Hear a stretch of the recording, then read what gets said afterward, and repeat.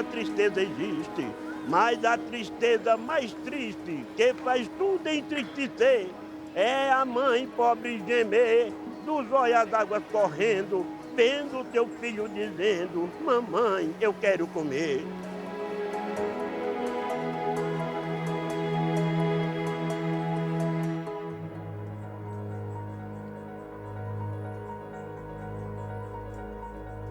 Eu não gosto nem de lembrar muito, porque eu já passei muita fome. Não foi pouco não, foi muita.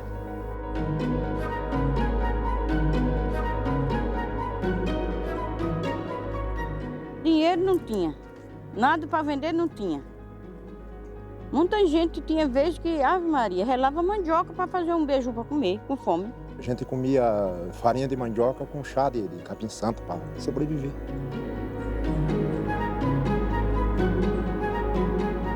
Era fome mesmo, a gente chegava na sexta-feira, a gente não tinha o que comer.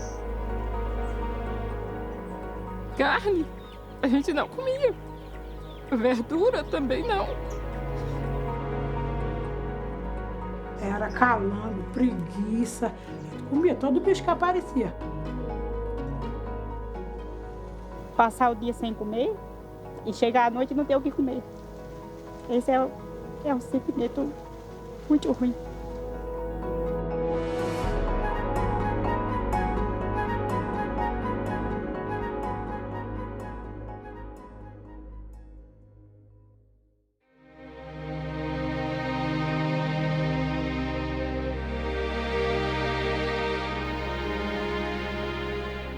El hambriento está ahí, en la esquina de la calle, y pide cartas de ciudadanía, pide ser considerado en su condición, recibir una alimentación de base sana. Nos pide dignidad, no limosna.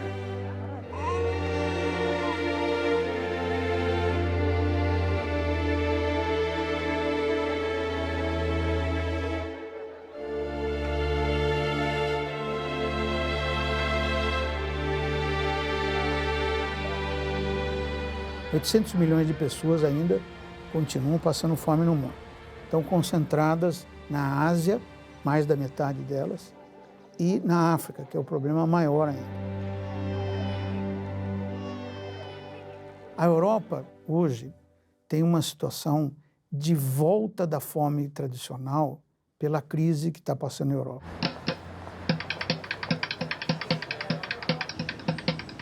E tem hoje um grande fluxo migratório que também passa fome.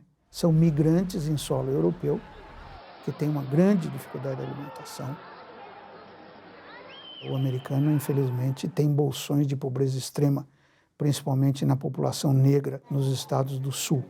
Mas eles comem porque utilizam o selo alimentação, que o governo dá para comprar alimentos.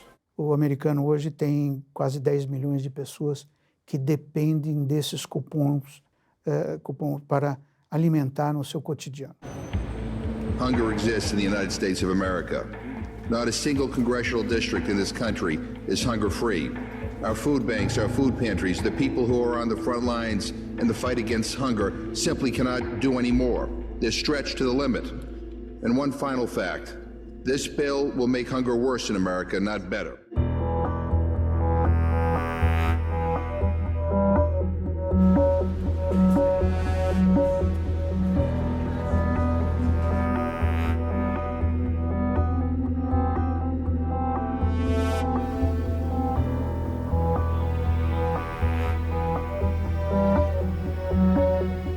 A mudança climática está impactando o futuro da humanidade.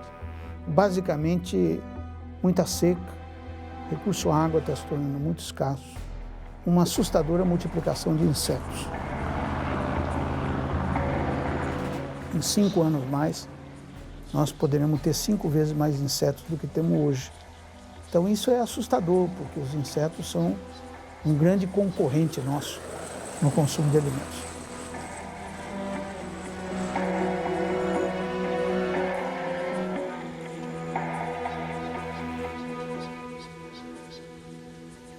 O Brasil sempre teve as desigualdades sociais, continua tendo, é um dos países mais desiguais do mundo. Entretanto, durante muito tempo, isso foi apenas um fenômeno natural.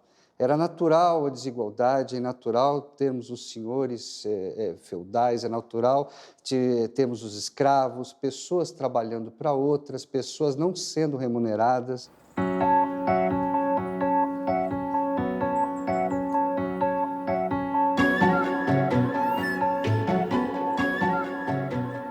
A fome está diretamente ligada com a propriedade da terra no Brasil. E a primeira lei de terras criada aqui foi criada para não deixar que os pobres e os escravos libertos da escravidão tivessem acesso à terra. O Estado é dono das terras e que, para ter acesso a ela, somente a partir de compra. Então, esta instituição jurídica agrária, ela vai, então, jogar na marginalidade todos os pobres livres. O semiárido é uma região nordestina que tem cerca de 1 milhão de quilômetros quadrados. Residem nessa região cerca de 25 milhões de pessoas aproximadamente. No exacerbado de uma seca, 10 a 12 milhões passam sede e fome.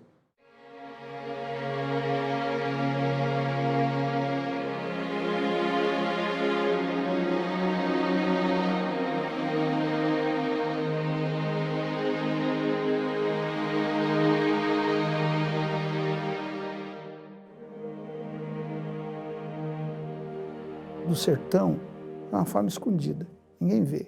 Então o Brasil do sertão era ignorado, pensava-se que não havia fome, e havia muita fome. No Nordeste, onde vivem 25 milhões de pessoas, 60% das famílias não comem carne, 80% não comem ovos e 50% não bebem leite.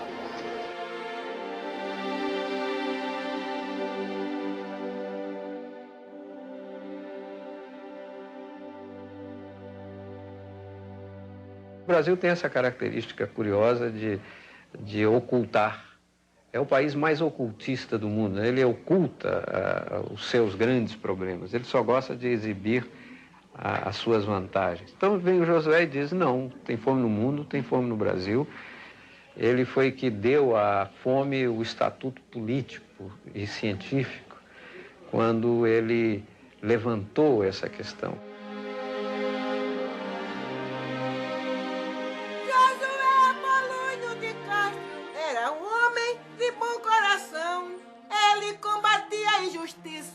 Apontando causas e solução. José de Castro acho que é, sem dúvida alguma, o pioneiro da abordagem da segurança alimentar moderna. E ele foi ser o representante do Brasil como embaixador na FAO. A grande proposta na época, liderada basicamente pelos Estados Unidos, era que os excedentes produzidos nos países desenvolvidos fossem doados aos países pobres para acabar com a fome. E o José de Castro se insurgiu contra isso, dizendo que isso perpetuaria a fome. O que precisava dar era condições dos países em desenvolvimento produzirem os seus próprios alimentos.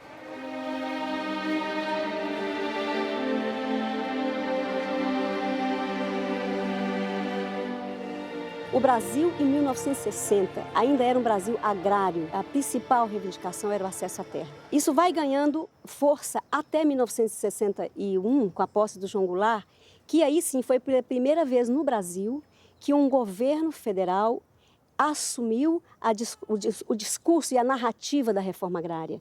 A reforma agrária feita em termos da reforma da nossa Constituição, indo ao encontro dos anseios da nação, vai proporcionar mais do que qualquer outra medida ou providência.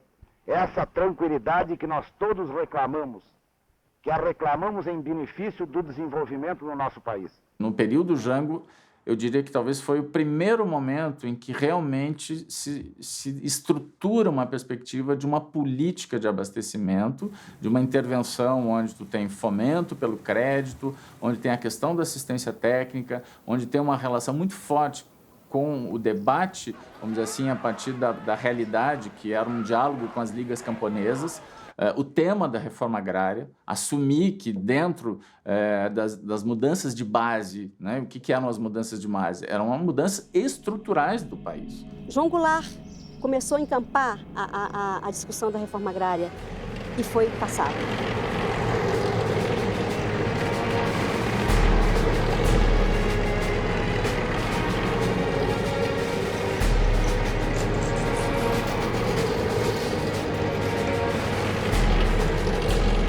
O golpe militar entrou e todas aquelas lideranças, mais de 3.000, 4.000, 5.000 camponeses organizados, já existia naquela época 6 sindicatos de trabalhadores rurais, todas essas lideranças presas, torturadas, desaparecidas. Costumava-se dizer na época que o governo militar governava para 20% da população. A agricultura foi orientada no sentido de modernizar tecnicamente, mas sem mudar a estrutura agrária. Daí a denominação modernização conservadora da agricultura. O mundo, desde os anos 60, passou por o que nós chamamos tecnicamente uma revolução verde. Aumentou-se muito a produção de alimentos graças aos avanços da genética. Então, a quantidade de alimento produzido por planta aumentou muito. E isso fez esse conjunto que hoje é chamado de Revolução Verde, a semente melhorada, o defensivo e o fertilizante.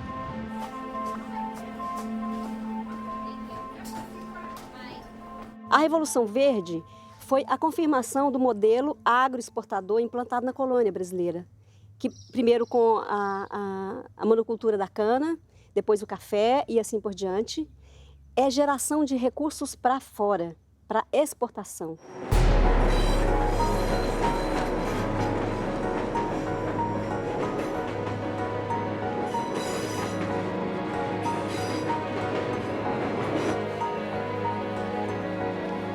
Diariamente chega a São Paulo, a maior cidade industrial do Brasil, o denominado Trem do Norte. Ele traz algumas centenas de imigrantes que vêm em busca de trabalho.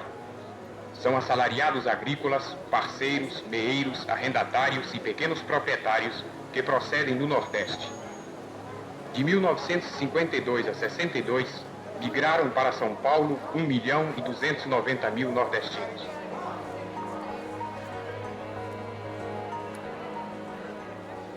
Em média, 70% deles se dirigem para o interior e constituem a mão de obra de uma agricultura de mercado.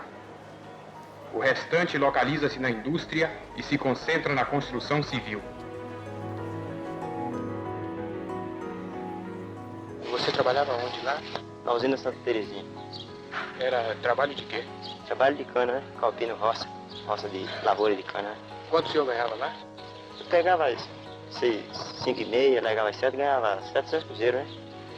Aí o senhor resolveu vir pra cá? Aí vim vir para São Paulo ver se ganhava mais, para ver se melhorava mais de situação. Né? Eu morava em Pernambuco. Agora eu não fiquei lá, não só foi só por causa da chuva. Foi porque eu não pude conseguir comprar um pedacinho de terra para eu morar e trabalhar. Né? Se desse para comprar terra lá, o senhor ficava? Ficava lá.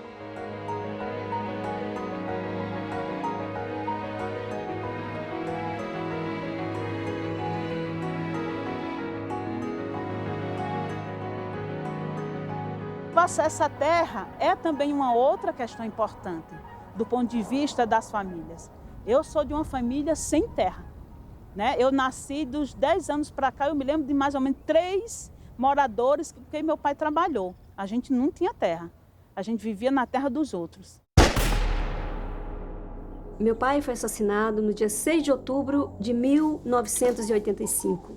O fazendeiro tinha saído com um revólver com 3 balas disparadas e dito que matou em legítima defesa. Eles foram julgados pela Justiça Federal, eles foram condenados, mas eles não foram presos. Ali a gente via que não tinha justiça para nós produtores, para nós trabalhadores rurais, sofridos.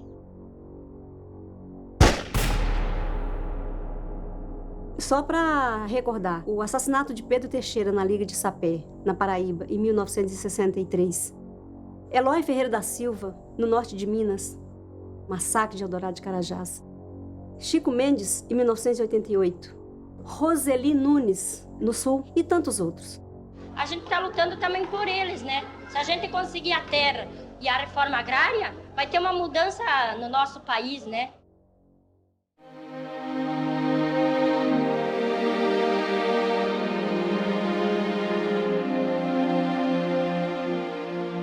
Sofremos sim por água, que eu andava 4, 5, 6 quilômetros para pegar uma água que era imprópria para o consumo, né? A água onde animais faziam xixi, cocô, o cavalo tomava banho, tudo, e a gente não tinha outra, tinha que usar aquela, né? A gente tem uma história de jovens e crianças que morriam pela própria qualidade da água. Não só a sede, também como a fome, né? Porque não adianta você, se você tiver o feijão e você não tem água para cozinhar, você vai cozinhar como? Né? Se você tem um arroz, mas você não tem água, então não tem nada. A água era pouca e a comida mais pouca ainda, né?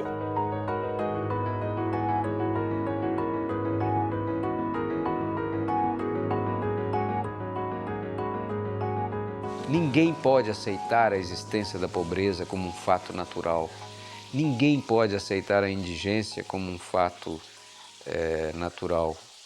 Isso tem que ser erradicado da história humana. Quando a gente se dispõe a participar da ação da cidadania contra a miséria e pela vida, a primeira coisa que a gente pensa é que é um trabalho tão grande que não temos tempo e que pouco podemos fazer. Mas é fazendo pouco mesmo que milhares de pessoas estão realizando muita coisa pelos 32 milhões de brasileiros que vivem na mais absoluta miséria. Betinho, quando coloca na década de 90 a questão da fome como algo que não se pode transigir, ele começa a falar de alguma maneira e de uma forma didática para os brasileiros a questão do direito à alimentação. Ele estava plantando a ideia do direito. Organizada pelo CONSEA e pela Ação da Cidadania, a primeira Conferência de Segurança Alimentar foi aberta pelo presidente Itamar Franco e contou com a participação de 2.000 representantes de governos estaduais, governos municipais e dos comitês contra a fome espalhados por todo o país, para definir uma proposta de segurança alimentar a ser apresentada ao governo federal e aos candidatos à presidência da República. O Brasil e a própria população começou a se dar conta de que não era mais concebível, não era mais permitido aceitarmos a fome como algo natural. É um fenômeno eminentemente político. Já no início dos anos 2000, surge a proposta do Fome Zero, a proposta de enfrentamento da fome novamente como uma prioridade e trazendo essa novidade para o Estado brasileiro, que não discutia mais se era papel ou não do Estado, mas assumia como um papel prioritário. Por isso, defini, entre as prioridades de meu governo, o Programa de Segurança Alimentar, que leva o nome de Fome Zero. Como disse em meu primeiro pronunciamento após a eleição, se ao final do meu mandato todos os brasileiros tiverem a possibilidade de tomar café da manhã, almoçar e jantar, terei cumprido a missão da minha vida.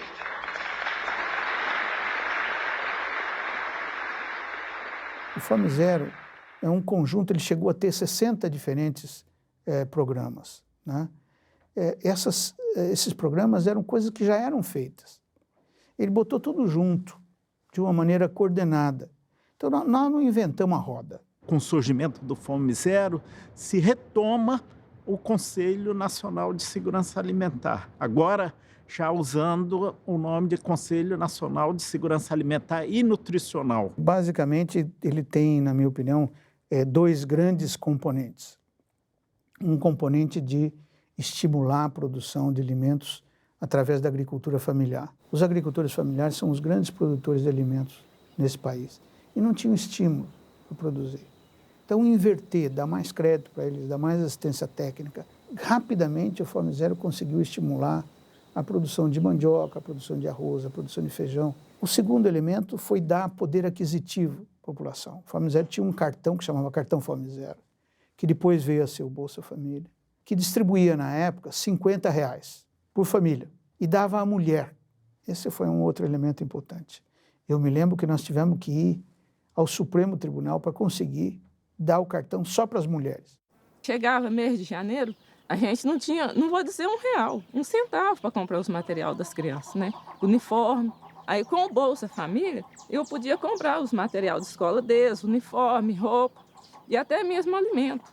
Quando a nossa renda, né, começou a melhorar, aí eu devolvi o cartão para que outras famílias pudessem receber. Porque da mesma forma que me ajudou meus filhos, que eu nunca imaginava que um dia, né, eu pudesse ter um filho universitário. Nós víamos mulheres, sobretudo mulheres, que era a maioria das titulares do programa, tendo toda uma iniciativa de planejamento e organização a partir daqueles poucos recursos que recebiam, algumas tendo somente aqueles recursos para sobreviver e sobreviver com sua família, dando a absoluta prioridade à alimentação. O Bolsa Família é uma ajuda muito grande. Quando a gente vê quem tira o Bolsa Família, tem muita gente que a gente fica olhando, que sai para o supermercado e sai com as sacolinhas, tem direito de comer um pedacinho de carne. Não tinha antes do Bolsa Família, quem era comer um pedacinho de carne? Ninguém. Você tem na sociedade brasileira algumas pessoas que se posicionam contra. Eu estava conversando com um açougueiro outro dia, né?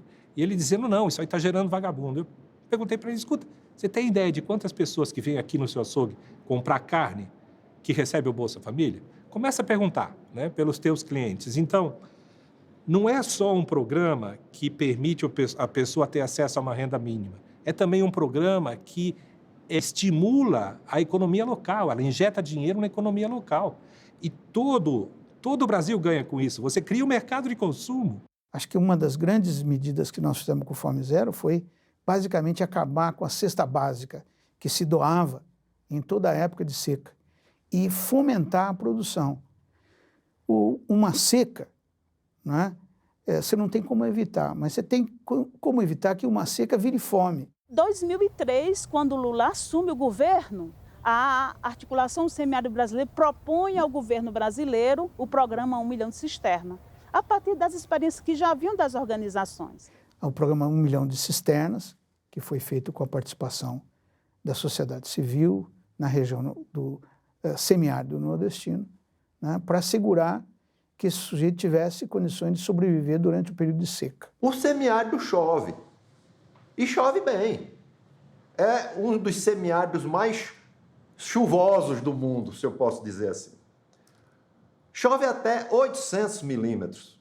Você pode traçar um trabalho, desenvolver um trabalho, através dessas cisternas de placas, onde você constrói esses reservatórios ao lado das casas para a captação das águas das chuvas dos telhados.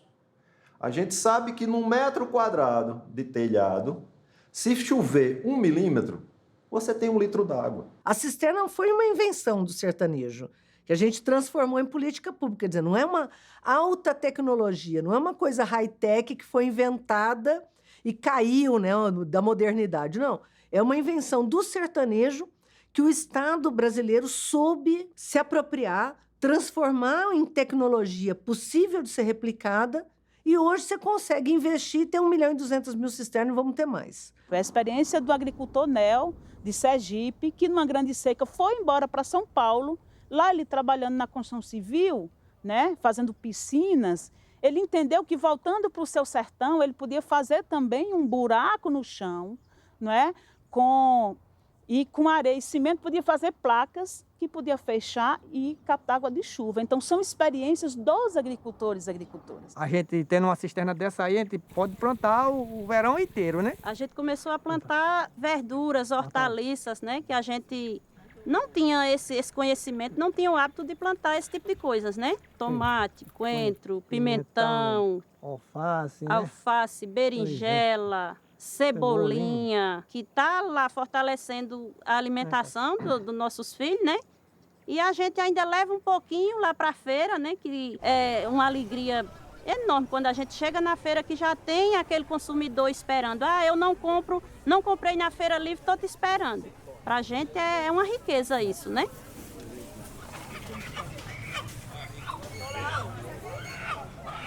Essa ideia do programa 1 milhão de cisternas, que depois avançou para um programa que envolve uma segunda água, que é uma água para beber, que salva vidas, que melhora a qualidade de vida da população do semiárido brasileiro, a segunda água, que permite você acumular água para produzir.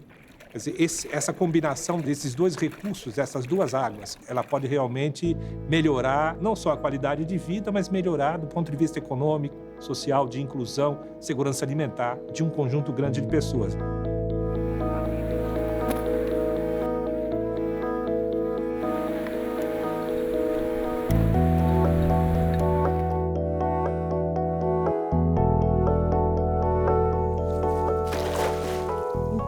Aqui na Paraíba, no semiárido brasileiro, tem cisterna. Quando chove, a água vai para a sua cisterna e a gente foi quebrando essa dependência dos políticos. Não por acaso, as eleições são na época da seca, né? E isso aumentava a dependência do sertanejo, dos caminhões-pipa, que eram utilizados como barganha de voto. Eu sendo prefeito de um determinado município, sabendo que você é um morador do meu município e você não votou em mim, você acha que eu vou te abastecer? Isso acontece de monte aqui no Nordeste. Água, né? Que sempre foi uma moeda de voto para os políticos, né? Sempre compraram os pequenos agricultores, né? A partir do carro-pipa e tudo mais, ela começa a ser debatida. E os recursos hídricos foi um dos elementos que nos trouxe, né, para dizer que a gente poderia não mais ficar dependendo de carro-pipa, de prefeito, mas que a gente poderia armazenar nossa água perto de casa. 2012 foi uma seca muito grande, mas a gente já está aprendendo a conviver com isso, né? 4 anos de seca brava no Nordeste. Estamos indo para o 5º ano de seca. Tempo de seca cada vez maior e o tempo das águas cada vez menor. Não temos os retirantes mais, não temos os flagelados da seca, aquelas multidões nas ruas, nas estradas das cidades, saindo das suas comunidades, clamando por um prato de comida. E o que é o pós-seca, né? Porque depois que as pessoas saíram da terra, abandonaram a terra, acabam não voltando, você tem mais concentração de terra, você tem menos geração de produção de comida, né, onde essa terra foi abandonada, mais pobreza nos centros urbanos, desagregação das famílias, uma desestruturação gigantesca no país. Eu não quero outra coisa melhor. Daqui eu não saio não. Se nós viver 100 anos daqui para frente e o senhor vir aqui fazer outra reportagem comigo, vai me encontrar nesse mesmo cantinho sentado nessa cisterna. A terra, ela é fundamental para a autonomia política das famílias agricultoras. Sem terra, sem água, sem semente, sem conhecimento, era a vida de sofrimento que muitas famílias vivenciaram no passado. Agora nós estamos também se apropriando dessa outra invenção do nordestino, que é um banco de sementes, que é uma coisa também modesta, singela, fácil de fazer, que se a gente fosse dar um nome chique, chamaríamos de banco de germoplasma. São as sementes crioulas, as sementes resistentes à seca, resistentes ao clima, que, portanto, são as melhores sementes para a gente poder produzir alimento no Nordeste. Todo ano planto consociado, milho e feijão. Minha semente é uma semente que vem desde do meu pai, do meu avô. Eu venho plantando e guardando todos os anos essa semente. Com pouca chuva, mas mesmo assim, todo ano eu faço uma colheita boa. Hoje, essas sementes comerciais, os híbridos, os transgênicos, você fica dependendo dele, de ir ao mercado comprar. Então, o agricultor não tem, como o São Paulo fala, choveu, eu tenho minha semente lá, vou plantar. E, de repente, não chove mais, ele perdeu aquele plantio. Então, ele tem que plantar de novo na próxima chuva. Isso é recorrente aqui. Então, por isso que o agricultor tem que ter seu estoque. Aqui, no caso, esse feijão preto, beirabinha, isso é um amor, isso é antigo. Isso plantavam meus avós, plantavam meus pais, hoje planta nós. Aqui temos o feijão faveta, né? O feijão faveta de cacho. A gente temos o milho jabadão, mas isso é um milho de verdadeiro, é um milho de confiança, é um milho que faz segurança alimentar e faz segurança para o nosso plantio.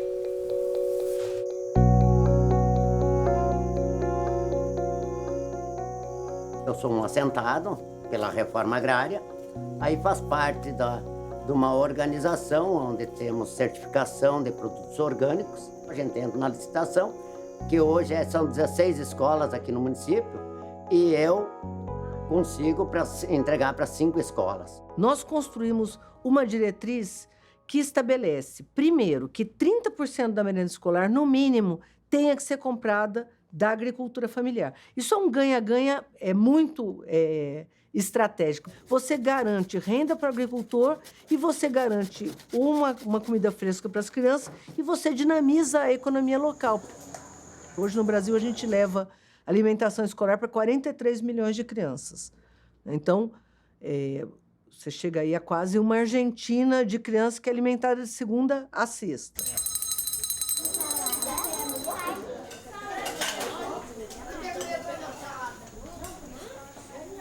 Nós vemos uma diferença bem grande, porque antes era mesmo, ou era um suco de pacotinho, ou era uma bolacha, aquilo assim mesmo para dizer que não tinha a merenda. Tudo era enlatado, tudo era formulado, e o pior disso tudo é que não respeitava os hábitos.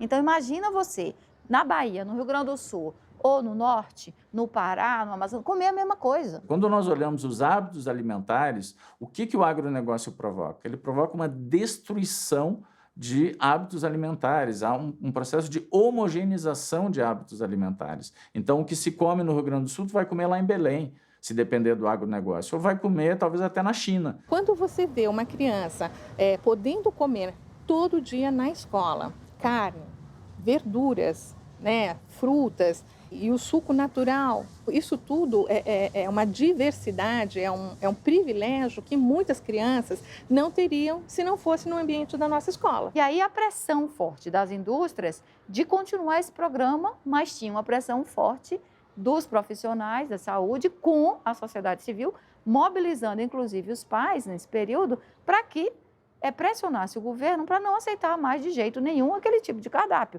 Hoje a gente consegue botar na mesa das crianças açaí, na Amazônia você consegue botar peixe. Tem lugar que hoje a gente tem arroz orgânico na merenda escolar. Todas as pessoas mais conscientes vão querer alimentos mais adequados, mais orgânicos, mais saudáveis. E quem vai poder entregar isso é o pequeno agricultor. Quanto mais orgânico, melhor. Tanto é que a resolução permite pagar mais para produtos orgânicos. Por quê? Para incentivar uma produção e que resulte numa comida de verdade. Porque não adianta só a gente produzir orgânico e você não conseguir vender. Né? Você tem que ter o orgânico, mas tem que ter o mercado. O Programa Nacional de Alimentação Escolar, ele é uma reserva de mercado. O PAA e o PNAE são duas políticas públicas do governo federal extremamente importantes para consolidar a cooperativa. Essa consciência está aumentando. E o que a gente espera é que a agricultura familiar brasileira se fortaleça, mas se fortaleça em bases agroecológicas. A gente tem uma área mais ou menos de 8 mil hectares, né, uma região muito rica. Então aqui nós tentamos fazer com que a biodiversidade ela se conecte. Né? Então temos banana plantado, pupunha, mexerica, jussara, para tentar trazer a viabilidade econômica. E aí a gente deixa as outras árvores, tudo crescer dentro do sistema também. A biodiversidade ela vai diminuindo a incidência de doença, melhorando a nossa produtividade. O Brasil tem mais de 4 milhões de famílias que são consideradas pequenos agricultores familiares, que vivem da sua produção, que produzem, têm hoje condições de estar desenvolvendo e estar vendendo essa produção e se organizando em cooperativas para poder processar aqueles alimentos e não perder os alimentos que são produzidos.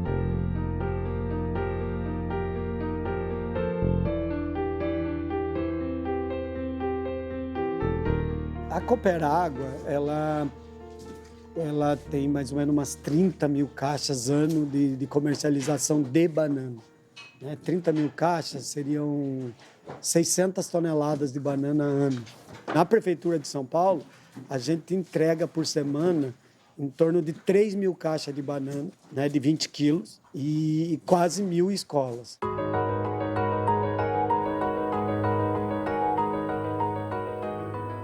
Nós fomos um assentamento pioneiro na questão da produção de arroz orgânico. Junto com isso, surgiu o Grupo Gestor do Arroz, que conta com aproximadamente 420 famílias, produz mais ou menos 400 mil sacos de arroz orgânico em todo o Rio Grande do Sul. Inclusive, a gente vende, além de um monte de escola no Rio Grande do Sul, a gente vende em São Paulo, para a Prefeitura de São Paulo. Olhar tudo que eles conquistaram, né? E ver que se não fosse por isso, nós jovens, onde que eu estaria hoje? Tem incentivo para o jovem estudar e quando ele volta a trabalhar aqui na cooperativa. A cooperativa, ela sempre vem buscando incluir o jovem nas atividades, passar responsabilidade para os jovens, porque futuramente quem vai assumir isso aqui é nós, né? Se não fosse a cooperativa, talvez não teria a oportunidade de estudar que eu tenho hoje aqui. Quem leva o grande dinheiro é o agronegócio, que produz soja, produz milho ou produz celulose. Nós temos que se contentar com um pequeno número de recursos e ainda somos que mais produz alimento, né? A agricultura familiar ela tem uma importância fundamental para o desenvolvimento de qualquer país do mundo. No Brasil, só como exemplo, mais de 70% do que as famílias brasileiras consomem vem do pequeno agricultor familiar. O agronegócio, que é tão importante no país, ele está mais focado e voltado para a exportação de alimentos. O Brasil, desde o seu período colonial, é e continua sendo um país agroexportador. Esse é o nosso grande problema. Somos um problema sério de modelo. 75% a 80% da área agricultável do país está na mão de médios e grandes produtores. 35 milhões de hectares de soja, mais de 15 milhões de hectares de milho. We are going through a food colonialism. Brazil is being instrumentalized in what I have called soya imperialism. But not only is there an invasion of the Amazon by these global corporations, those soya exports are hurting the people of the Amazon, but they are gaining huge new markets for the cargos. This is not of benefit to Brazil. Isso envolve concentração de terra, concentração de renda, destruição do meio ambiente, contaminação da água, né? Destruição da biodiversidade. Nós estamos pagando um preço muito alto, né, para ter essa quantidade de soja e de biocombustíveis que nós estamos vendendo para o mundo. Não, nós somos o maior consumidor de agrotóxico do mundo, né? Uma das empresas que mais tem interesse nisso é a Monsanto, que é quem domina todo o mercado de transgênicos, das sementes transgênicas, ou seja, é uma questão de modelo, é uma questão de concepção. É urgente a discussão sobre o programa de agrotóxicos. Não é possível que nós continuemos fingindo que isso não é um problema de saúde pública, de saúde da população e um problema de saúde ambiental. Esse excesso de pessoas com câncer, outras enfermidades, atacando a juventude, pessoas novas, tem a ver com a questão da alimentação. Só que isso não é discutido abertamente na sociedade por conta do poder econômico dessas grandes multinacionais. O representante da Nestlé, num dos governos militares, eu não sei se foi do Médici, era conselheiro de nutrição da presidência da República. Nascia uma criança, ela dava 2 ou 3 latas de leite exatamente para a criança não mamar. Passava uma semana, um mês sem mamar e pronto. E aí se tornava um cliente da indústria.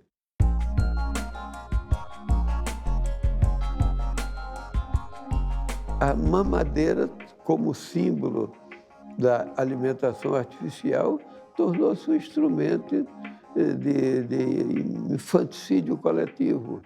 O que são milhões e milhões de crianças no mundo que morreram pela substituição do leite materno pelo leite de vaca industrializado. O Scapini denunciou isso no Tribunal de Haia.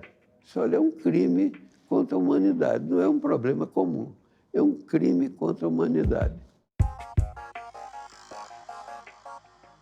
As Nações Unidas colocaram como a década da nutrição. Todos sabem que hoje o grande problema do mundo está sendo a má nutrição.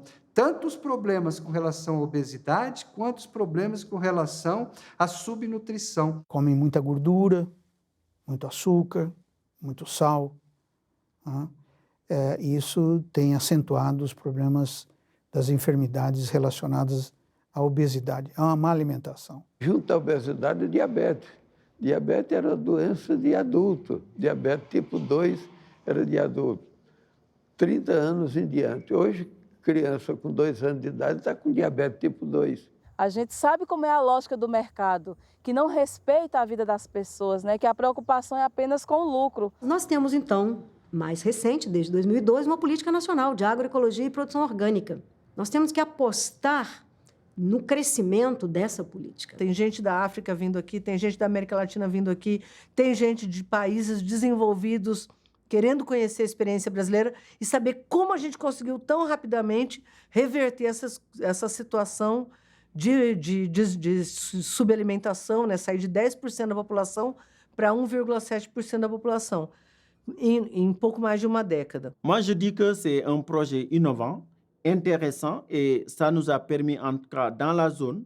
Et puis, si ce n'était pas intéressant, on n'allait pas faire une extension. Ça a permis aussi aux enfants de rester à l'école.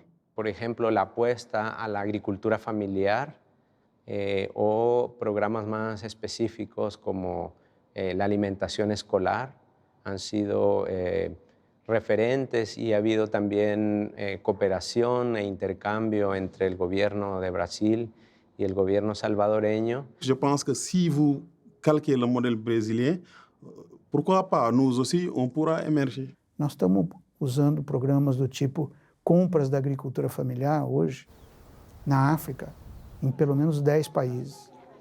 E temos mais 15 países na América Latina que usamos produtos da agricultura familiar. Claro que o Brasil tem uma experiência única. O Brasil, como todo mundo diz, é um país continental. Mas nós podemos mostrar os princípios, a forma como se estruturaram os programas no Brasil. E isso é de muita utilidade para eles. Eu acho que nenhum de nós um dia podia imaginar que o Brasil ia chegar em tão pouco tempo e dizer que hoje nós somos exportadores de tecnologias sociais. Um Brasil que era marcado pela desigualdade, marcado pela fome, marcado pela pobreza, marcado pela exclusão. Eu acho que é um dos exemplos mais bem-sucedidos de política pública que nós temos até hoje na história da FAO. O Brasil reduziu o número de pessoas desnutridas em mais de 80%. Com isso, o país cumpriu o objetivo do milênio fixado pela ONU e saiu do mapa da fome mundial. Entre 1990 e 2014, o número de desnutridos no Brasil caiu de quase 15% para 1,7%. O percentual equivale a 3 milhões e 400 mil brasileiros que ainda sofrem com a fome. O Brasil saiu do mapa da fome.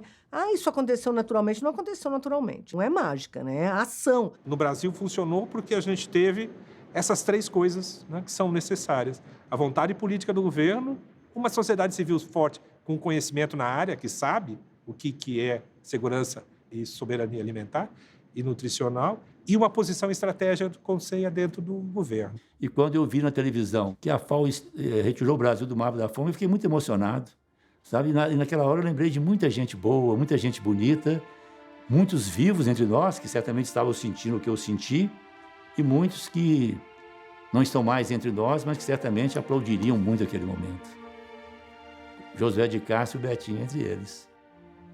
E o Brasil conquistou, depois de muita luta, não foi fácil, depois de muito debate, a questão do direito humano à alimentação na Constituição brasileira. Que foi a emenda constitucional que colocou no artigo 6º da Constituição, entre os direitos sociais fundamentais, a alimentação. Todo brasileiro tem assegurado esse direito à alimentação saudável. Muito embora ainda nós tenhamos um resíduo hoje de 1 milhão e pouco de pessoas que ainda não conseguem exercer esse direito.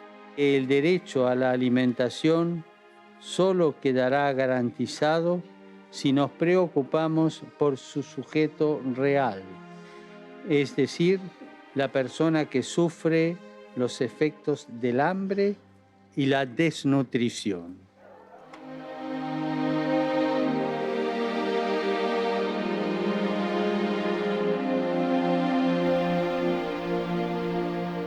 O Brasil é um país que está crescendo muito, o Brasil é um país que está crescendo na população também. Nós temos que ter condições de alimentar essas pessoas e eu tenho certeza que quem vai poder alimentar essas pessoas é a agricultura familiar e camponesa. Se ela tiver os estímulos, a garantia, a certeza de que ela tem mercado, de que ela pode competir. Para você conseguir reverter um quadro no tempo curto que a gente vive, você tem que ter programas que tenham impacto. Nossos números são...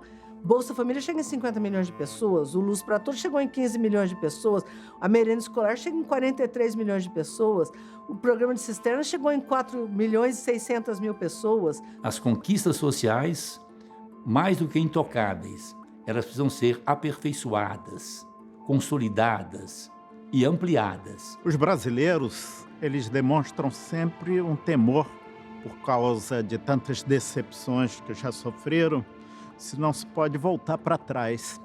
Se as políticas que hoje garantem melhores condições de vida, que garantem, inclusive, em alguma medida, o direito à alimentação, não podem ser retrocedidas. O grande risco é uma desconstrução efetiva da CLT, perdas de direitos em relação a programas sociais de transferência de renda, programas como alimentação escolar, sobretudo a inclusão, por exemplo, da agricultura familiar, caem no vazio. É só não alocar recursos, assim como nos outros programas. Billions of human beings are living in poverty, in misery in the world.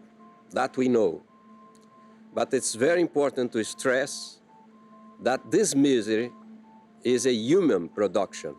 So, in my view, misery, poverty is an ethical problem first. Podemos voltar à situação de fome, se não for garantido aquilo que as políticas públicas mais recentes colocaram. Construir a soberania alimentar é tudo isso. Não é só ter alimento na mesa, é autonomia política. O combate à fome ou a promoção da segurança alimentar que nós falamos hoje é política de Estado e tem que ser. Eu não tinha nada. Eu só conquistei, só tenho isso aqui, só tenho cisterna, hoje eu tenho tela, através de movimento, de luta. A gente sofreu tanto que quando a gente vê uma oportunidade, a gente agarra com unhas e dentes, né? Para que isso não escape das nossas mãos. Nós temos que batalhar para que esses pontos não terminem em governo nenhum e que seja ampliado para que a sociedade nossa, daqui para frente, vai ter um pouquinho mais de dignidade, pelo menos na alimentação e saúde. É uma satisfação, né? Você se livrar do patrão. Meus pais trabalharam, inclusive minha mãe trabalhou nessa terra, né? Minha mãe e minha avó, no tempo que era do patrão. E eu digo assim, a minha vontade é que minha avó não existe mais. Para dizer a ela que a gente fez justiça, porque trabalharam muitas vezes de mão de obra escrava.